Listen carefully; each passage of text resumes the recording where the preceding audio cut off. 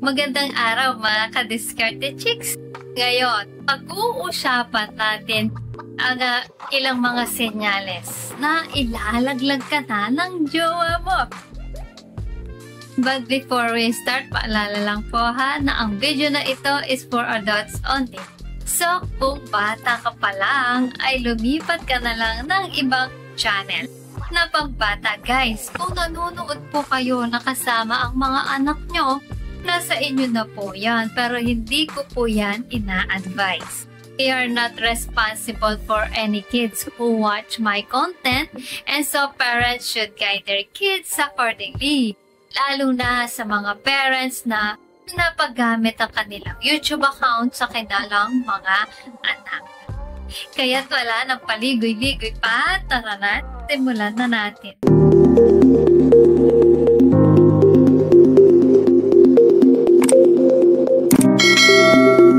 Mga guys, napaka-importante ng topic natin ngayon. Paano mo malalaman kung ilalaglag ka na ng jowa mo? Let's face it mga guys, nag-invest kayo ng panahon nyo at resources nyo sa jowa nyo. At sabihin natin talaga namang minahal nyo siya at naging loyal o tapat naman kayo sa kanya. Pero bagamat ginawa naman ninyo ang lahat para sa kanya, meron talagang realidad sa buhay na hindi palaging pumapabor sa atin ang sitwasyon. So, dapat maging handa tayo sa gayong pagkakataon mga guys. So, heto ang mga signs o senyales na malamang ilalaglag ka na niya. Number 1, mag-isa na siyang nagdedesisyon sa buhay niya. Kung dati-rati ay madalas kanyang kinukonsulta sa mga bagay-bagay sa buhay niya at ngayon ay tila hindi na, ay mapapaisip ka na rin kung ano ang nangyayari na. Kaya maging sensitibo sa mga ganitong sitwasyon. Number 2, bawas intimacy. Kung biglang-bigla ay ayaw na niya o nababawasan na ang special moments ninyong dalawa o ng intimacy ninyong dalawa, ay magtaka ka na rin. Kung dati-rati ay madalas kayo nagkikiss o nag-hug at very intimate kayo sa isa't isa at ngayon ay parang umiiwas na siya sa'yo, ay magtaka ka na rin, baka iba na yan. Number 3, ayaw pag-usapan ang hinaharap ninyo. Kapag ang isang babae ay hindi na interesado na pag-usapan ninyo ang mga plano ninyo sa buhay, ay maaaring indikasyon ito na hindi na pumapasok sa isipan niya ang mga bagay na ito. Ang pag-uusap ng inyong kinabukasang dalawa ay isa sa karaniwang pinanabikan ng kahit na sinong babae. So kapag umiwas na siya sa topic na yan ay lalo ka nang magtaka. Number 4, hindi na siya interesado sa'yo. Kapag hindi na niya inaalam ang mga nangyayari sa buhay mo, sa trabaho mo, o sa mga ginagawa mo, ay talagang isang malaking indikasyon ito na hindi na siya interesado sa iyo. Number 5, palaging nag-aaway o argumento.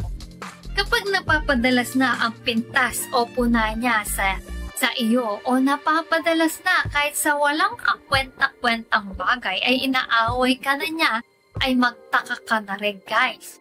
Malamang naghahanda na siyang iwanan ka. Number 6, bawas na komunikasyon. Guys, kung dati-rati madalas kayo nag-uusap o nagvi-video call sa isa't isa at lately ay nababawasan na ito, ay magtaka ka na.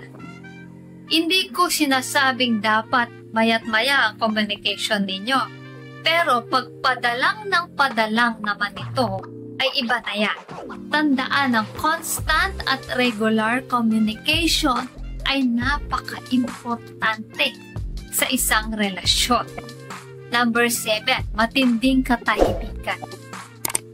Kabaliktaran naman ito mga guys, nang palagi kang inaaway. Ito ay hindi ka na niya halos kinikibok. Hindi tulad ng dati. Kapag ganyan ang babae, naku, malalim yan mga guys. Kaya magandang kausapin mo siya at busisiin kung ano ang problema. Malamang, hindi yan magsasabi ng totoo sa iyo, pero magmasid ka na rin. Oops, pero bago tayo magpatuloy, kung hindi ka pa nakakapag-subscribe, baka naman, i-hit mo ng subscribe button. Now na! As in now na! Number 8. Hindi na siya excited na makasama ka.